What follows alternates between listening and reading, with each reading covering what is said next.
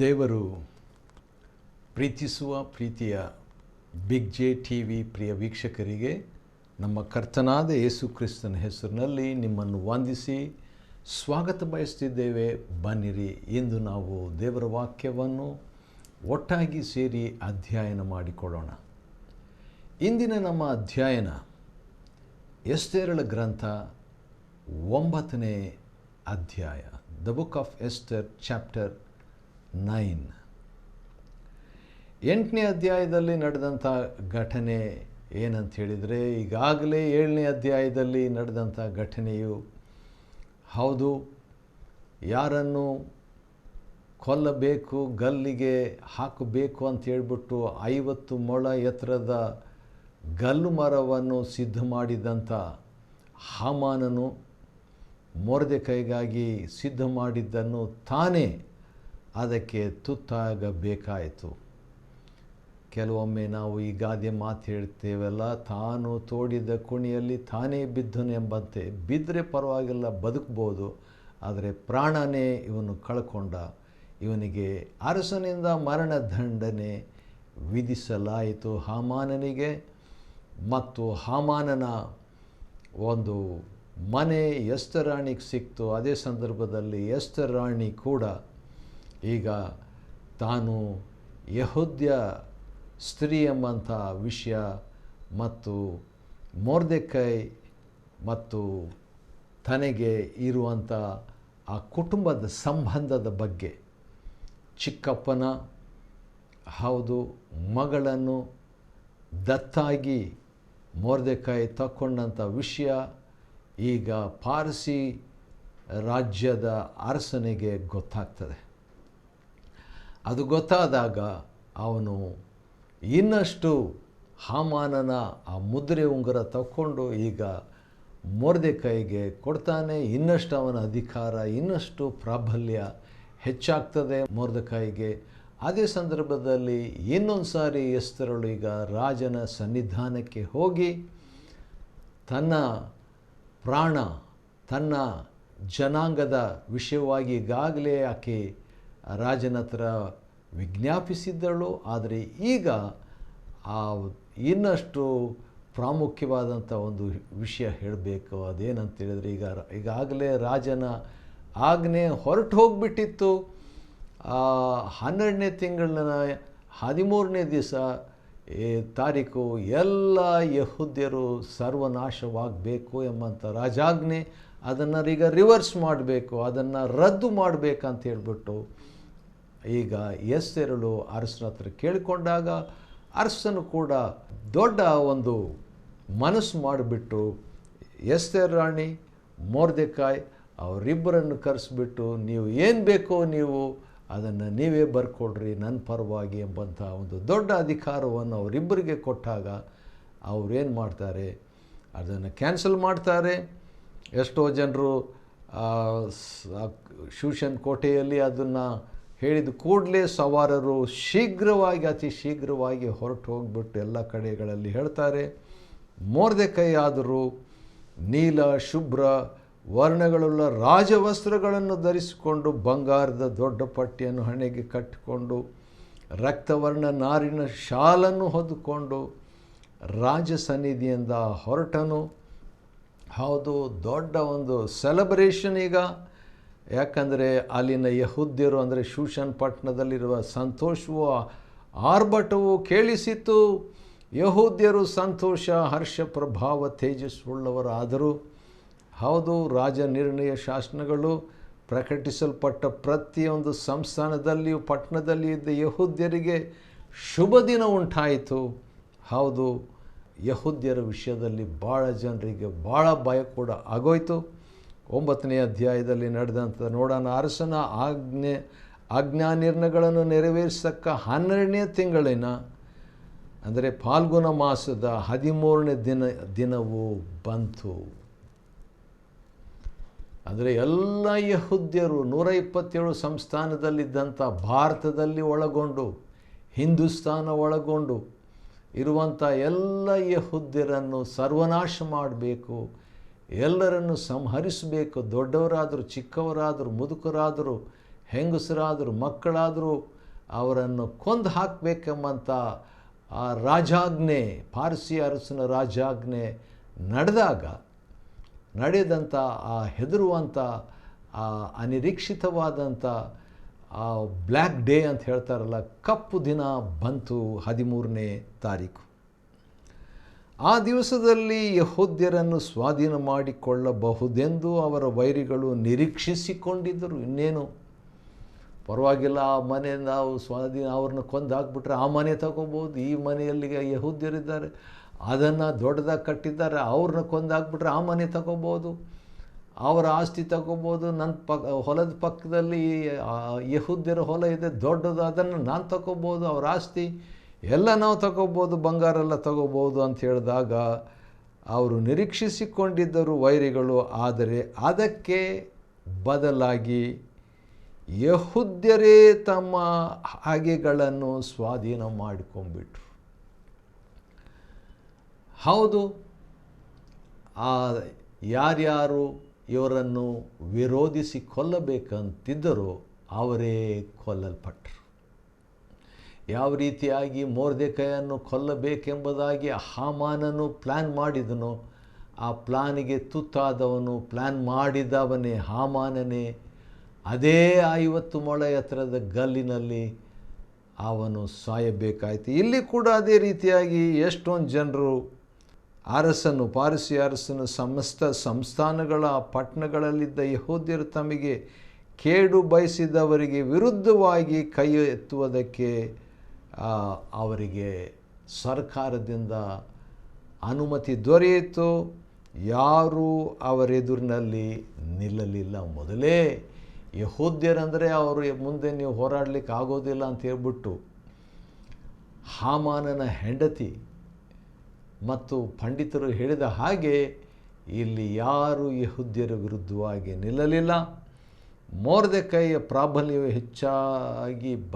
ಹೆಚ್ಚೆಚ್ಚಾಗುತ್ತಾ ಬಂತು. ಅವನ ಸುದ್ದಿಯು ಸಕಲ ಸಂಸ್ಥಾನಗಳಲ್ಲಿ ಹಬ್ಬಿದ್ದರಿಂದ ಸರ್ವ ಜನರು, ರಾಜರು, ಉಪರಾಜರು, ದೇಶಾಧಿಪತಿಗಳು ಇವರೆಲ್ಲ ಈಗ ಮೊರ್ದೆಕೈಗೆ ಹೆದರ್ತಾರೆ. ಎಲ್ಲೋ ಒಂದು ಮೂಲೆಯಲ್ಲಿ ಅರಮನೆಯ ಬಾಗಿಲ ಹತ್ರ ಕೂತ್ಕೊಂಡಿದ್ದಂಥ ಮೊರ್ದೆಕೈ ಈಗ ಭಾಳ ಪ್ರಸಿದ್ಧನಾಗಿಬಿಟ್ಟಿದ್ದಾನೆ. ಮತ್ತು ಯೆಹೂದ್ಯರು ಈ ರೀತಿಯಾಗಿ ತಮ್ಮ ವೈರಿಗಳನ್ನು ಸೋಲಿಸಿದರು, ಅವರನ್ನು ಧ್ವಂಸ ಮಾಡಿದರು. ಶೂಷನ್ ಕೋಟೆಯಲ್ಲೇ ಭಾಳ ಜನರು ಮರಣದಂಡನೆ ಯೆಹೂದ್ಯರ ವೈರಿಗಳಿಗೆ ಮರಣದಂಡನೆ ಆಯಿತು. ಎಷ್ಟು ಜನರಿಗೆ ಆಗಿರ್ಬೋದು ಅಂತ ಹೇಳ್ಬಿಟ್ಟು ನೋಡುವಾಗ 16ನೇ ವಚನ ಪ್ರಕಾರವಾಗಿ 75,000 ಮಂದಿ ಮರಣದಂಡನೆ ಆಯಿತು. ಅಂದರೆ ಅಷ್ಟೊಂದು ಜನರು ಯೆಹೂದ್ಯರನ್ನು ಸರ್ವನಾಶನ, ಯಾವ ರೀತಿಯಾಗಿ ಹಿಟ್ಲರ್ ಯೆಹೂದ್ಯರನ್ನು ಲಕ್ಷಾಂತರ ಜನರನ್ನು ಯಾವ ರೀತಿಯಾಗಿ ಸಂಹಾರ ಮಾಡಿದನು, ಮರಣದಂಡನೆ ವಿಧಿಸಿದನು, ಆ ರೀತಿಯಾಗಿ ಈ 70,000 ಜನರು ಸಿದ್ಧವಾಗಿದ್ದರು ಯೆಹೂದ್ಯರ ವಿರುದ್ಧವಾಗಿ. ಆದರೆ ಅಂದು ಅದು ಸಂಪೂರ್ಣ ವಿರುದ್ಧವಾಯಿತು. ಮತ್ತು ಆ ದಿನ ಉತ್ಸವ ಭೋಜನ ಹಬ್ಬದ ಒಂದು ದಿನ ಈ ಯೆಹೂದ್ಯರಿಗೆ ಆಗೋಯ್ತು. ಅದು ಒಂದು ಶುಭ ದಿನವಾಗಿ ಆಚರಿಸಲ್ಪಟ್ಟಿತು. ಉತ್ಸವ ಭೋಜನ ಮಾಡಿ ಒಬ್ಬರಿಗೊಬ್ಬರು ಭೋಜನ ಭಾಗಗಳನ್ನು ಕಳುಹಿಸುವಂಥವರಾಗಿ ಸಂಭ್ರಮವಾಗಿ ಇದ್ದಂಥವ್ರು. ಈ ವಿಷಯ ಕೂಡ ನಮ್ಮ ಪಾರಸಿ ಅರಸನಿಗೆ ಅದೆಲ್ಲ ಗೊತ್ತಿತ್ತು. ಎಲ್ಲ ಮಾನಿಟರ್ ಮಾಡ್ತಾ ಇದ್ದ, ಅವನ್ನೆಲ್ಲ ಸ್ಕ್ಯಾನ್ ಮಾಡ್ತಿದ್ದ. ಕೆಲವು ಸಾರಿ ಏನಾದರೂ ದೊಡ್ಡ ಒಂದು ಘಟನೆ ಆಗೋದಾದರೆ ಹೆಲಿಕಾಪ್ಟರ್ನಲ್ಲಿ VIP ಬಂದು ನೋಡ್ತಾರಲ್ಲ, ಆ ರೀತಿಯಾಗಿ ಈ ರಾಜನ ಆಜ್ಞೆಗಳನ್ನು ಪಾಲಿಸ್ತಿದ್ದಾರಾ ಇಲ್ವಾ ಎಂಬಂಥದ್ದನ್ನು ಎಲ್ಲ ಎಷ್ಟು ಜನಕ್ಕೆ ಮರಣದಂಡನೆ ವಿಧಿಸಿದರು, ಏನೇನು ಮಾಡಿದರು, ಎಸ್ತೇರ್ ಮತ್ತು ಮೊರ್ದೆಕಾಯ್ ಎಂಬುದೆಲ್ಲ ನ್ಯೂಸ್ ಈಗ ರಾಜನಿಗೆ ಬರ್ತಿತ್ತು. ಆ ಸಂದರ್ಭದಲ್ಲಿ ಹಾಮಾನನ ಮಕ್ಕಳಲ್ಲಿ ಕೂಡ 10 ಮಂದಿ ಮಕ್ಕಳಿಗೆ ಮರಣದಂಡನೆ ಆಯಿತು. ಈ ಹಾಮಾನನ ಮಕ್ಕಳ ಹೆಸರು ನೋಡಿದರೆ ಒಂದು ರೀತಿಯಿಂದ ಸಂಸ್ಕೃತ ಹೆಸರಿದ್ದ ಹಾಗೆ ಇರ್ತದೆ, ಮತ್ತು ಭಾರತೀಯ ಹೆಸರು ಇದ್ದ ಹಾಗೆ ಕೂಡ ಇರ್ತದೆ. ಈಗ ಉದಾಹರಣೆಗೆ 7ನೇ ವಚನದಲ್ಲಿ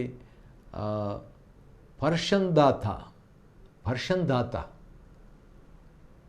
ಅದು ಹಾಮಾನ ಮಕ್ಕಳಲ್ಲಿ, ಇನ್ನೊಬ್ಬನು ಆಸ್ಪಾತ, ಇನ್ನೊಬ್ಬನು ಪೋರಾಟ ಬಗ್ಗೆ ನಮಗೆ ಗೊತ್ತು, ಆದರೆ ಪೋರಾತ ಅಂತ ಹೇಳ್ಬಿಟ್ಟು ಇನ್ನೊಬ್ಬ ಮಗನ ಹೆಸರು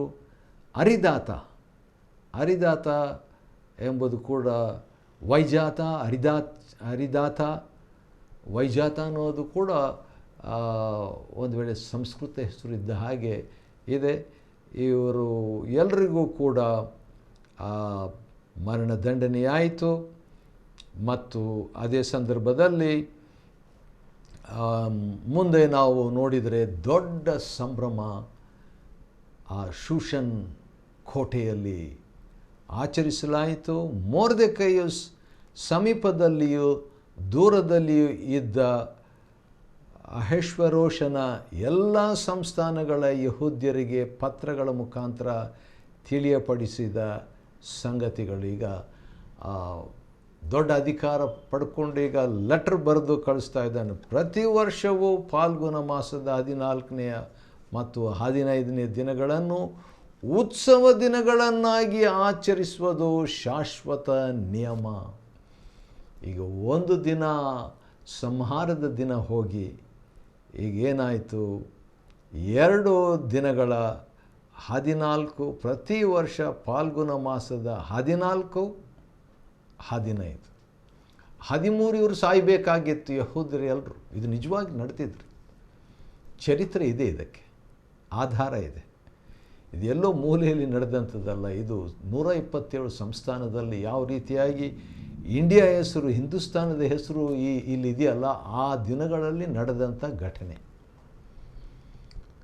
ಹೌದು, 2 ದಿನಗಳನ್ನು ಆಚರಿಸಬೇಕು. ಆ ದಿನಗಳಲ್ಲಿ ಯಹೂದ್ಯರಿಗೆ ಶತ್ರುಪೀಡೆ ತಪ್ಪಿ ವಿಶ್ರಾಂತಿ ಆಯ್ತಲ್ಲ, ಆದ ಕಾರಣ ತಿಂಗಳಿನ ಸಂತಾಪವು ಪರಿಹಾರವಾಗಿ ಅವರಿಗೆ ಸಂತೋಷ ಉಂಟಾಯಿತು. ದುಃಖವು ಹೋಗಿ ಸುಖಕಾಲವು ಬಂತು. ಆದ್ದರಿಂದ ಒಬ್ಬರಿಗೊಬ್ಬರು ಏನು ಮಾಡಬೇಕು, ಭೋಜನ ಭಾಗಗಳನ್ನು ಕಳಿಸ್ಕೊಳ್ಬೇಕು. ಬರೀ ನಾನೇ ಅಂತ ಯೋಚನೆ ಇಲ್ಲದೆ ಪರಸ್ಪರ ಒಬ್ಬರಿಗೊಬ್ಬರು ಊಟ ಕಳಿಸ್ಕೊಡ್ಬೇಕು. ಅಷ್ಟೇ ಅಲ್ಲದೆ ಆ ದಿನದಲ್ಲಿ ಬಡವರಿಗೆ ದಾನ ಧರ್ಮ ಮಾಡಬೇಕು. ಯಹೂದ್ಯರು ಮೊರ್ದೆಕೈ ಪತ್ರದಲ್ಲಿ ನಿರೂಪಿತವಾದದ್ದನ್ನು ಸ್ವೀಕರಿಸಿ ವರ್ಷದಲ್ಲಿ ನಡೆದ ಉತ್ಸವವು ತಮ್ಮಲ್ಲಿ ವಾರ್ಷಿಕೋತ್ಸವವಾಗಬೇಕೆಂದು ಗೊತ್ತು ಮಾಡಿಕೊಂಡರು. ಹೌದು, ಯಾಕೆಂದರೆ ಅವರು ಹಾಮಾನನು ಚೀಟು ಹಾಕಿ, ಚೀಟುಗೆ ಪೂರ್ ಎಂಬುದಾಗಿ ಹೇಳ್ತಾರೆ. ಪೂರಿಮ್ ಅಂದರೆ ಚೀಟುಗಳ ಹಬ್ಬ. ಚೀಟು ಹಾಕಿದರೆ ಹಬ್ಬ ಅಂತ ಬರ್ತದೆ. ಅದು ಉತ್ಸವ. ಎಲ್ಲ ಯಹೂದ್ಯರನ್ನು ದ್ವೇಷಿಸುತ್ತಿದ್ದ ಹಾಮಾನನು ಯಹೂದ್ಯರನ್ನು ಸಂಹರಿಸಬೇಕೆಂದು ನಿರ್ಣಯಿಸಿಕೊಂಡು ಅವರನ್ನು ತಳಮಳಗೊಳಿಸಿ ಹಾಳು ಮಾಡುವುದರ ವಿಷಯವಾಗಿ ಚೀಟನ್ನು ಅಂದರೆ ಪೂರನ್ನು ಹಾಕಿದನಲ್ಲ. ಆದ ಕಾರಣ ಈಗ ಅರಸನ ಮುಂದೆ ಬಂದಾಗ ಅವನು ಹಾಮಾನನು ಯಹೂದ್ಯರ ವಿರುದ್ಧವಾಗಿ ಕಲ್ಪಿಸಿದ ಕುತಂತ್ರವು ಅವನ ತಲೆಯ ಮೇಲೆಯೇ ಬರಲಿ, ಅವನನ್ನು ಅವನ ಮಕ್ಕಳನ್ನು ಮರಣದಂಡನೆ ಆಗಬೇಕಂತ ಹೇಳ್ಬಿಟ್ಟು ಆ ಪೂರ್ ಎಂಬ ಶಬ್ದದ ಆಧಾರದಿಂದ ಆ ದಿನಗಳಿಗೆ ಪೂರೀಮ್ ಎಂಬ ಹೆಸರಾಯಿತು. 26ನೇ ವಚನ. ಪ್ರತಿ ವರ್ಷ ಇದು ಭಾಳ ಸ್ಪೆಷಲ್ ಯಹೂದ್ಯರಿಗೆ.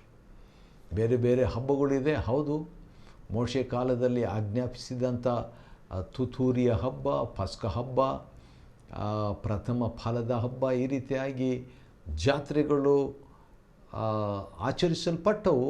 ಆದರೆ ಪೂರೀಮ್ ಎಂಬ ಹಬ್ಬ ಯಾವ ರೀತಿಯಾಗಿ 12ನೇ ತಿಂಗಳು ಅಥವಾ ಅವರ ಮೊದಲನೇ ತಿಂಗಳು 13ನೇ ತಾರೀಕು ಎಲ್ಲ ಯಹೂದ್ಯರು ಕೊಲ್ಲಲ್ಪಡಬೇಕು ಎಂಬಂಥದ್ದು ಹೋಗಿ ರದ್ದಾಗಿ ಒಂದೇ ರಾತ್ರಿ ವಿಷಯ ಬದಲಾಗಿ 3 ದಿವಸ ಫಾಸ್ಟಿಂಗ್ ಆದಮೇಲೆ, ಉಪವಾಸ ಪ್ರಾರ್ಥನೆ ಆದಮೇಲೆ ದೇವರು ಅವರಿಗೆ ಜಯ ಕೊಟ್ಟು ವೈರಿಗಳ ಮೇಲೆ ದೊಡ್ಡ ಜಯವನ್ನು ರಾಷ್ಟ್ರೀಯವಾಗಿ 127 ಸಂಸ್ಥಾನಗಳಲ್ಲಿ ಈ ರೀತಿ ಆಗಿದ್ದಕ್ಕೆ ಪೂರೀಮ್ ಎಂಬ ಹಬ್ಬವು ಯಹೂದ್ಯರಲ್ಲಿ ಎಂದೂ ನಿಂತು ಹೋಗಬಾರದು.